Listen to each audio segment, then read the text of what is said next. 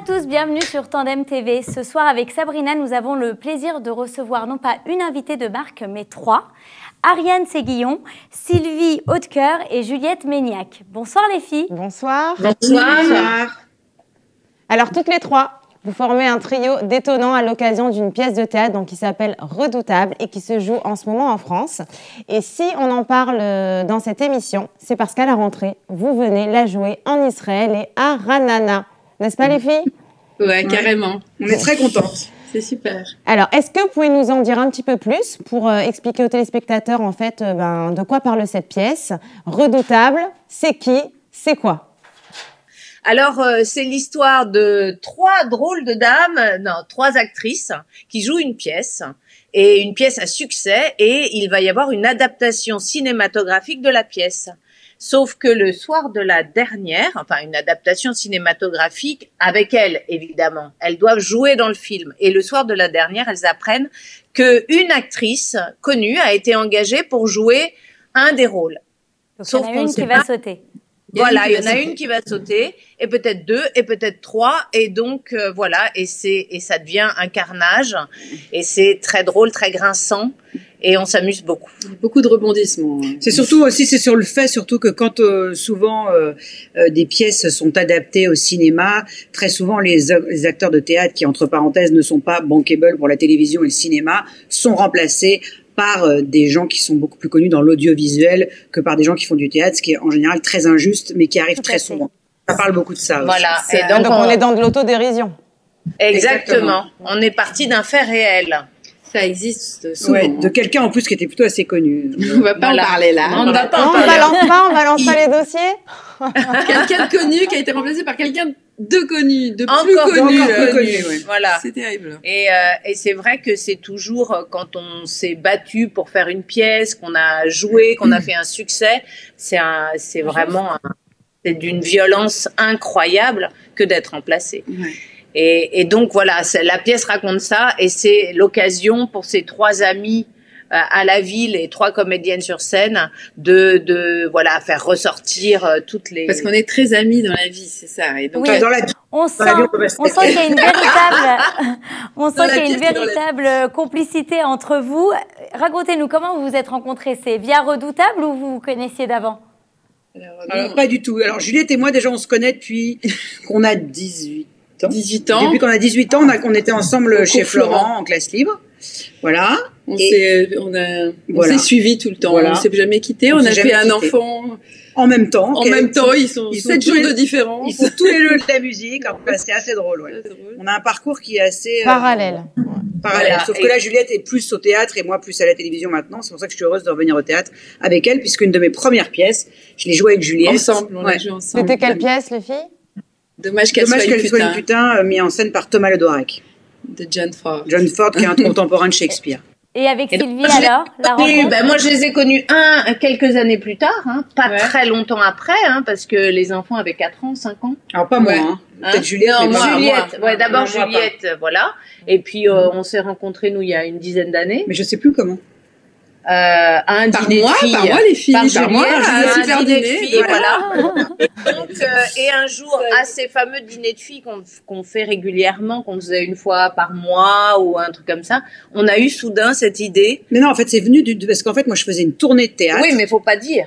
Je vais pas dire pourquoi. Voilà, je faisais une ça. tournée de théâtre avec Sardou, ça je peux le dire. Savoir. Et il y avait le producteur qui était tout le temps et qui, je ne dis, voilà, etc. Et je vais pas dire non, mais il arrive dans ma loge et il me dit, je suis au bout du rouleau, mais tu peux pas savoir, Ariane, il y a telle actrice qui a été remplacée, et puis, alors, c'est la guerre, ils jouent ensemble au théâtre, ils se font des croche-pattes, machin, je vis un calvaire, ils m'appellent, ils s'insultent, et ils me racontent cette histoire. Donc, moi, au dîner de filles, je leur raconte cette histoire absolument dingue, et je crois que c'est Isabelle, qui a dit, Isabelle, donc la 4e co-autrice, a dit, mais c'est une idée de pièce géniale. Je crois que c'est elle qui a dit ça. Peut-être. Et on a décidé de l'écrire et on l'a écrit avant le confinement, c'est ça?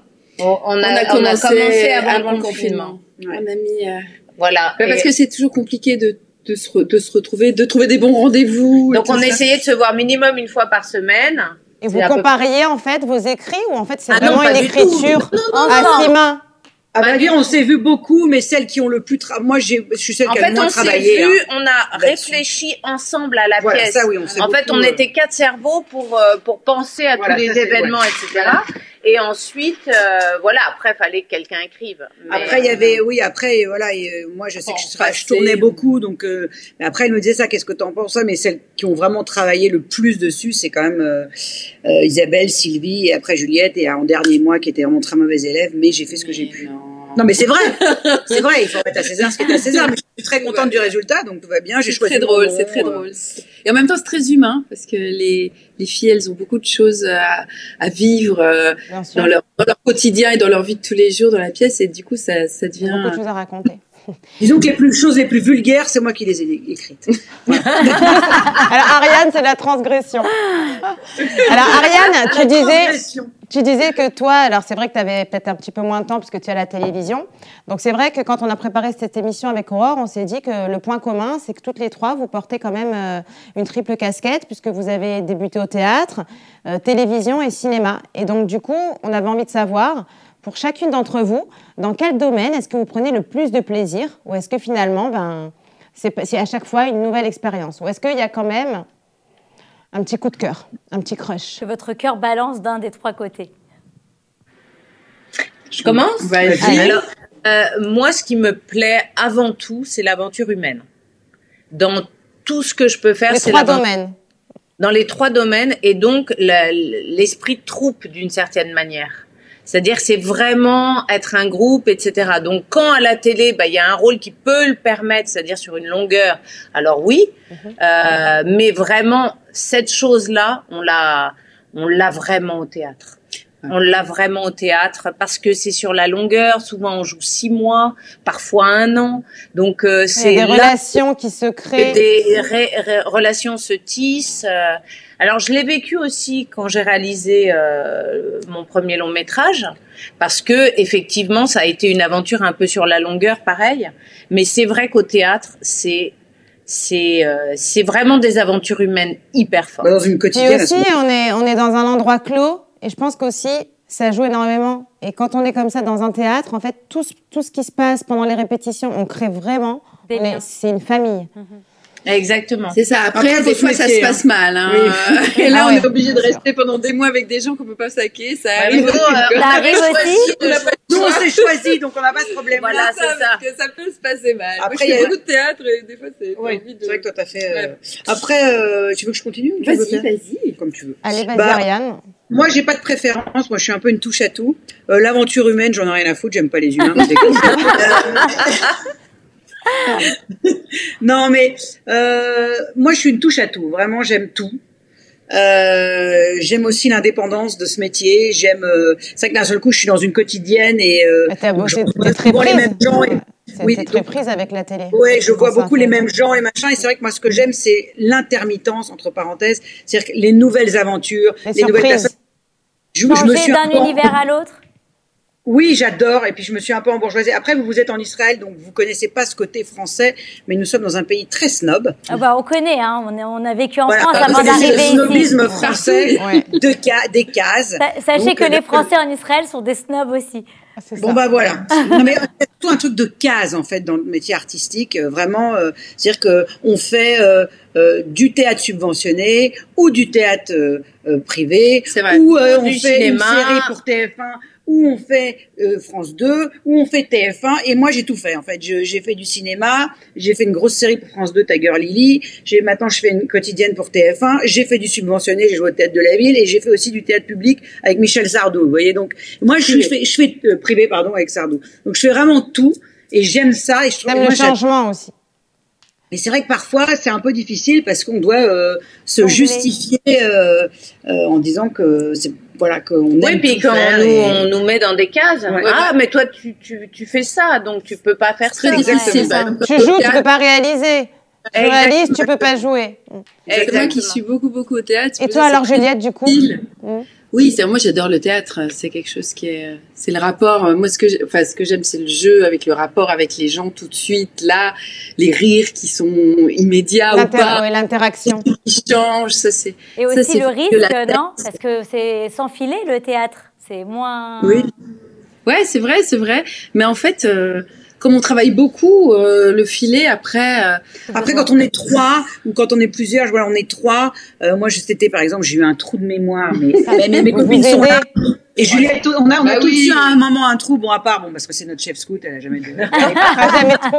Et Juliette et moi, étant être humains, ça peut nous arriver un peu, mais Juliette moins, parce qu'elle avec le texte, c'est super Jimmy, vu qu'elle passe sa vie au théâtre. Et bref, on peut s'appuyer l'une sur l'autre. C'est vrai que moi, j'ai fait un one-woman show, faut être taré, quoi. Là, c'est dur. Et là, je vais en faire un deuxième, faut être cinglé, parce que faut être vraiment... Ah, vous allez nous en parler. Ouais. Non, ça, on parle surtout de la pièce, là. Bon.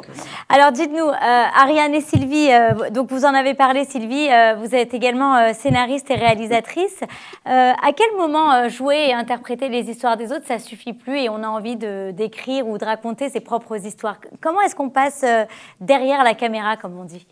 À quel moment on a ce déclic de se dire, stop, moi aussi j'ai une histoire à raconter, moi aussi je veux diriger l'histoire. Quand est-ce que tu as eu le déclic? D'accord. Alors, moi, j'ai toujours écrit, en fait. Donc, j'ai pas eu un déclic très, très vite au tout début que j'étais comédienne et que je jouais beaucoup au théâtre. Je me disais, mais qu'est-ce que je vais faire toute ma journée, en fait? Et je me suis dit, écrire, c'est une bonne occupation de son temps. Voilà, une bonne occupation et puis de fil en aiguille et puis l'envie de jouer avec des amis et donc d'écrire pour jouer avec des amis, ça a été comme ça au tout départ, c'était vraiment de l'écriture théâtrale. Oui, elle a beaucoup écrit de pièces. Ouais, j'ai écrit beaucoup de pièces. C'est vrai qu'au début tu as commencé par de pièces aussi. Et puis petit à petit, j'ai fait une école de scénariste et puis je me suis mis à écrire pour la télévision et puis pour le cinéma, mais en fait, j'ai l'impression que c'est exactement le même métier. On raconte des personnages, donc qu'on le fasse avec le corps ou qu'on le fasse avec la tête, finalement j'ai l'impression que c'est le même métier. Enfin, pour moi c'est vraiment la même chose. Après il y a des techniques quand même qui sont... Oui, mais les émotions et l'invention, quand on crée un personnage, on invente des choses de la même manière. Mais vous êtes quand même un peu plus guidé par la personne, j'imagine, qui met en scène ou qui réalise. Quand on vous dit, en fait, quand on écrit le personnage, moi j'ai écrit le personnage, je préfère que tu la joues comme ci, je préfère que tu la joues comme ça. J'imagine que c'est un travail d'équipe. Quand vous, vu que vous incarnez le personnage, évidemment, vous devez dire, moi je le ressens comme ça et ça doit évoluer peut-être par rapport à ce que la personne elle a prévu sur le papier. Mais quand c'est vous qui écrivez, c'est plus libre. C'était nous qui avons écrit, donc on a vraiment, on s'est amusé à se créer des personnages qui nous plaisaient à jouer, mais on avait quand même un metteur en scène qui nous a quand même guidés, bien sûr, qui nous a guidés alors que c'est nous qui avions écrit. Donc de toute façon, c'était une synergie, quoi. Et puis même les unes sur les autres, on se disait aussi des choses. Donc c'est une synergie. On n'est pas seul dans son petit chemin à vouloir faire. Et quand on réalise, c'est pareil. Après, on a des acteurs devant nous qui jouent et qui amènent des choses. Donc, c'est vraiment une synergie de groupe. Oui, parce que les gens... Vous avez... Vas-y, Ariane, excuse-moi. Non, mais c'est vrai, ce qu'elle dit est tout à fait juste. C'est-à-dire que même si on écrit pour quelqu'un, les gens viennent et même s'ils interprètent quelque chose, ils sont eux. Donc, de toute façon, ce rôle va être ramené à eux, de toute façon, d'une manière ou d'une autre. Alors, pour en revenir, parce qu'on parlait d'écriture, Sylvie, on voudrait quand même... que tu nous parles de cette série qui cartonne sur TF1, que tu as écrite, donc Les Randonneuses, avec un casting incroyable. Donc, parle-nous quand même de ce projet. On est fiers. Il y a de quoi. Comment en fait de 4 millions au début, 5 après, 5 millions. Ouais, bravo. Comment de ce projet, en fait, voilà aujourd'hui ce qu'il en est. Je pense que tu as quand même certaines choses à nous dire. C'est quelque chose de très profond. Où beaucoup de personnes, ont dû se retrouver. Le thème, c'est juste pour remettre, on avait envie, on avait déjà avec ma co-auteure, parce que j'ai créé la pièce avec une co-auteure, Anna Frégonès, donc je la cite parce que c'est important, on travaille vraiment beaucoup en binôme, et donc l'idée était de parler du cancer de manière très vraie, de raconter quelles sont les errances, les souffrances que traversent des femmes qui ont le cancer, que ce soit dans leur vie privée, dans leur vie professionnelle, amicale, amoureuse, etc. Et on avait envie de traiter ça, mais en comédie. Donc c'est parti de là, c'est-à-dire comment dédramatiser. Exactement, comment amener l'humanité avec comédie. Donc c'est une sorte de dramédie, hein, les randonneuses. Parce qu'il y a des moments durs aussi, parfois. C'est normal. Oui, il y a des moments très forcément. Dramédie, tu viens de l'inventer. Non, pas du tout. On apprend un mot. Une dramédie. Ça nous plaît, ça nous plaît. Ça existe vraiment. Ah oui. Ah d'accord. Bah, ok, alors ok. Et donc. Dictionnaire. C'est totalement dramédienne. Et donc voilà, et de là on a créé des personnages, puis après on a écrit et on s'est vraiment c'était très très touchant de voir comment ça a été accueilli. Reçu par les téléspectateurs. Alors que je suis que auteur dessus. Bah, que auteur quand même. Oui, mais je veux dire, je suis pas comédienne. Elles ont dû en recevoir moult des messages, mais même moi, j'ai reçu des messages incroyables de femmes qui avaient traversé le cancer et qui m'ont envoyé sur Tu as dû leur donner des leçons de... Mais c'était du courage. Ouais, exactement. Et à chaque fois, des messages, mais qui me faisaient monter des larmes aux yeux, quoi. Bah, donc, je pense que parce que c'était avec, de ce que j'en ai vu, c'est écrit avec beaucoup d'authenticité et il n'y a pas de, on se met un masque, on décide de pleurer. On a essayé de raconter les choses vraiment. Ouais. On a été accompagné par une oncologue qui nous a, et puis Rose Mag. Enfin, on a vraiment rencontré des gens. Donc, on a essayé de raconter la vraie vérité. Tout ça emballé dans une comédie et avec des personnages ou en couleur. Et voilà. C'est ça, et que tous ces gens malades, en fait, quand ils éteignent en fait leur télé, ils sont de ressentir, exactement. Et qu'ils aient le sourire aux lèvres en voyant leur histoire. Très touchant de voir à quel point ça a plu et combien de gens sont venus, quoi. C'est formidable. C'est une c'est une chance parce que TF1, je les remercie d'avoir accepté d'oser faire un sujet un petit peu délicat. Ouais. Et c'est chouette. Ouais, vraiment, c'est chouette. Ça y est, toi aussi, t'es la team TF1. Voilà. Il manque plus que Juju et on est bon. Alors, Juliette, justement, je me tourne vers vous. En plus de l'aventure redoutable, vous jouez également Conseil d'amis depuis septembre 2022. Est-ce que vous pouvez nous en parler un petit peu? C'est génial. Oui, c'est sûr. Juliette, la prochaine fois que je vais à Paris, j'y vais. C'est au Théâtre Marigny. Bientôt. J'ai pris mes places. Non, je suis une vraie fan de cette pièce, moi. Non, c'est une pièce que je joue avec Christian Vadim, Marie Fugain et puis mon mari qui s'appelle Manuel Gélin. Et donc du coup, on joue à 4 et ça rigole beaucoup. Et c'est écrit par un mec super qui s'appelle Didier Caron, qui a mis en scène aussi. Et c'est l'histoire de couple, voilà. C'est très drôle. C'est en ce moment au théâtre au Petit Marigny à Paris. Et après, on repart en tournée aussi. Et c'est une belle aventure, ouais, vraiment. C'est chouette. Après, et alors, du coup, là, t'as quand même, on se posait la question avec Aurore et on se disait, quelque part, t'as plusieurs rôles, en fait, à interpréter. C'est-à-dire, au théâtre, voilà, là, t'es dans Conseil d'amis, t'as Redoutable, et on se dit, le soir, quand tu te couches, est-ce que t'as un peu schizo? Est-ce que t'as un petit moment pour te retrouver avec toi-même? Comment ça se passe en fait? C'est bizarre de passer d'un rôle à un autre en même temps en fait. Ah, c'est ça.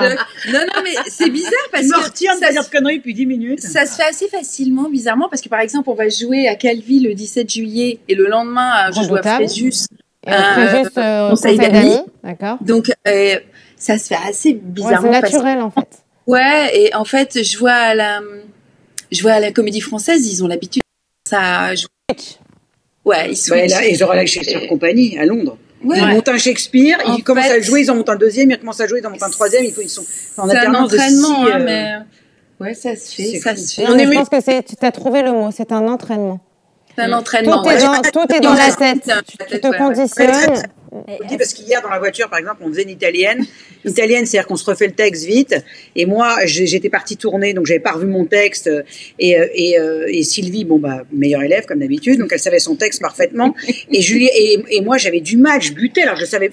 Alors, je lui dis, c'est parce que je l'ai pas revu depuis 3 jours. Et Juliette, elle me dit, je voudrais pas t'énerver, mais moi non plus. C'est un muscle de la mémoire, il paraît. C'est vrai qu'une fois que le personnage est créé, de toute façon, tu l'as. Mais après, c'est le texte. Même toi, passer de la télé, du feuilleton avec tout ce que tu as à apprendre, après te remettre dans le texte de Redoutable, c'est vrai qu'il y a quand même Nous, un côté, on a vraiment dans une quotidienne, c'est des tonnes. En fait, Ah on a ouais, vraiment c'est beaucoup de textes. Donc c'est vrai que parfois, quand on a joué à Avignon cet été, heureusement j'ai pas tourné beaucoup, mais les jours où je suis allée tourner, en plus j'étais en promotion de mon livre, ça a été, il y a une fois c'était un peu hard hein, quand même. C'est là d'ailleurs le soir où j'ai eu l'énorme trou. D'ailleurs c'est le soir où j'avais tourné la journée. C'était traumatisé. J'avais tourné, et je suis traumatisée de ce Voilà. coup. Elle Elle ne pense qu'à ça, on se rappelle même Voilà, elle fait un trou et surtout elle s'en rend pas compte. Et moi derrière j'ai un grand moment de solitude en me disant il faut que j'enchaîne. une solution pour ça. comment je vais faire? J'ai sauté mes 5 pages quoi. C'est ça. Naturellement, avec un grand naturel, et je voyais Sylvie totalement décontenancée. Je me suis dit, ouais, c'est pas bon, là. Il manque des trucs, là, ouais. Et là, impossible d'enchaîner. C'est dommage. C'est la magie du théâtre. C'est la magie du théâtre. Mais par contre, c'est une des questions qu'on nous pose le plus. C'est comment vous faites pour apprendre tout ce texte? C'est le truc Ouais, c'est qu'on vrai que la nous question qu'on demande nous le pose tout le plus, temps, alors que c'est pas le plus difficile. Le plus difficile, c'est vraiment aller de chercher l'apprendre, l'émotion c'est du de s'en rappeler. personnage, retrouver un truc naturel. Enfin voilà, c'est C'est ça vrai que c'est difficile de retrouver une instantanéité quand tu le joues tous les soirs, la même chose. Mais ça, c'est l'écoute de l'autre, parce que finalement, on n'est pas toujours de la même humeur, on n'est pas toujours de la même façon. Donc, ce qu'il faut, c'est C'est s'écouter. comme la synergie dont parlait Sylvie tout à l'heure, j'imagine. Il y a une espèce d'énergie qui passe les uns avec les autres et qui Exactement. vous emporte. C'est ça, Alors, c'est ça. Ariane, Chaque soir est différent, en fait. Chaque soir est différent. j'imagine. Ah ouais. Alors, C'est joli, Ariane, vous pareil. en parliez justement de votre livre qui est paru en 2022, La Grosse, sur votre combat sur le surpoids. C'est un livre très pudique et sincère. Quel a été votre déclic pour vous prendre en main et écrire ce livre? Alors, le déclic ne vient pas de moi pour écrire ce livre. C'est ça qui est fou. C'est qu'en fait, j'ai un jour, moi, je suis passée, enfin voilà, avec Juliette, on se connaît plus toujours, hein, je suis passée du 34 au 46 quand même. Donc, ça fait, je me suis retrouvée, j'étais mannequin visage quand j'avais 17 ans, obèse à 40, un peu plus de 40. Donc, j'ai eu un drame dans ma vie. J'ai eu mon petit frère, je le raconte dans le livre, donc je peux le dire, qui a eu un cancer. Et quand il m'a annoncé qu'il avait son cancer, je pense que c'était ma façon de le suivre. Le jour où il me l'a annoncé, je suis allée m'acheter 7 pains, je crois que c'était 5 pains au chocolat, 5 croissants au beurre, et je les ai mangés comme ça, je crois, en moins d'une minute. Je m'en suis souvenue après avec ma psychanalyse. Ouais. C'est comme ça que la boulimie a commencé. Donc je suis devenue obèse. Quand j'ai commencé Demain nous appartient, j'étais obèse. Donc il y a les fans de cette série ne me connaissaient pas.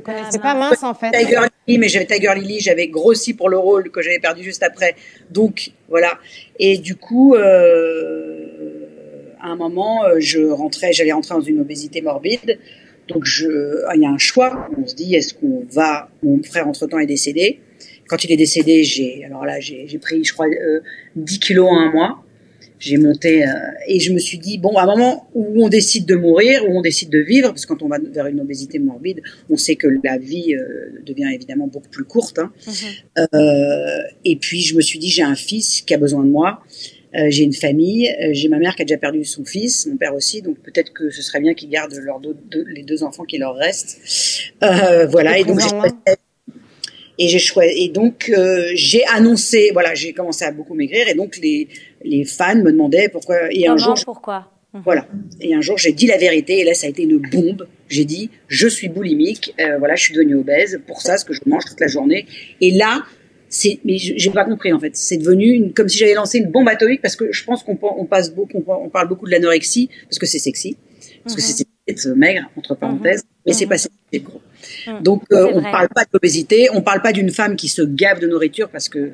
D'ailleurs, vous en parlez de ça. Vous dites que c'est une maladie solitaire, l'obésité, qu'on mange seul. Et est-ce que le fait justement d'en parler, de publier ce livre et de partager cette histoire avec les autres, ça vous a aidé à guérir? Ou ça a aidé les autres? Quand j'ai écrit, j'étais déjà sur la voie de la guérison. En fait, c'est pas mon idée de l'écrire. Comme ça a fait une bombe et que tout le monde en parlait, et que plein de gens, plein de magazines m'ont contacté. Un jour, j'ai une femme d'une maison d'édition qui m'a contactée pour écrire mon livre. Je l'ai rencontrée. C'est pas avec elle que j'ai signé, mais c'est elle qui m'a donné l'idée. Ça a donné l'impulsion. Ouais. Et puis au début, je me suis dit, écrire là-dessus, est-ce que je vais être capable? Et puis au début, j'arrivais pas à écrire. écrire. Et j'ai ma grande amie Amanda Stairs qui a écrit beaucoup de livres. Un jour, je l'ai appelée, je lui ai dit, écoute, Amanda, comment t'as fait pour écrire? Parce que moi, j'y arrive pas. J'étais là, j'avais 3 trucs. En plus, moi, j'ai besoin d'écrire vraiment à la main. Et elle m'a dit, bah, écris la nuit. Et je sais pas toi comment tu fais, mais moi j'ai écrit la nuit. Je n'arrive à écrire que la nuit en fait. C'est-à-dire que moi, en dessous de 9 heures du soir, c'est pas la peine, j'arrive pas à écrire. Et déjà, pas l'été, parce que moi il faut qu'il fasse nuit. Oui.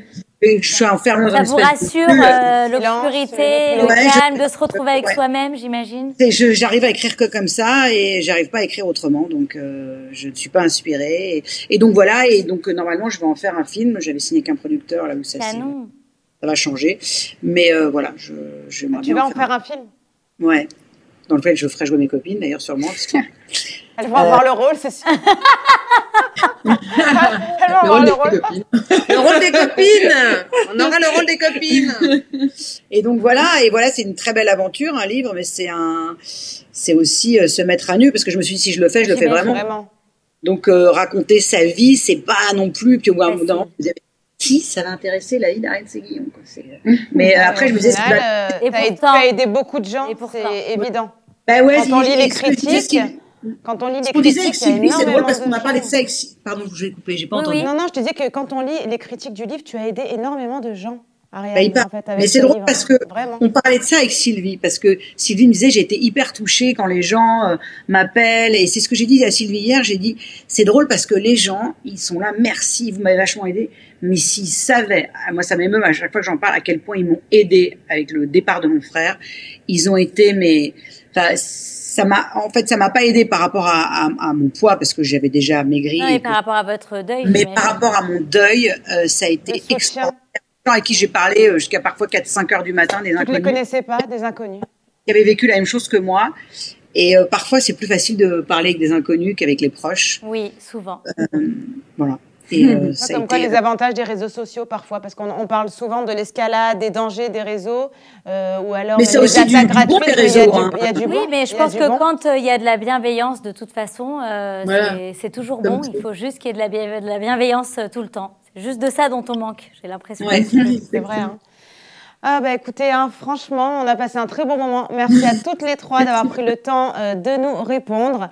Voilà, donc on le rappelle, vous arrivez à Ranana en Israël le 6 septembre au Yad Lebanim pour jouer Redoutable.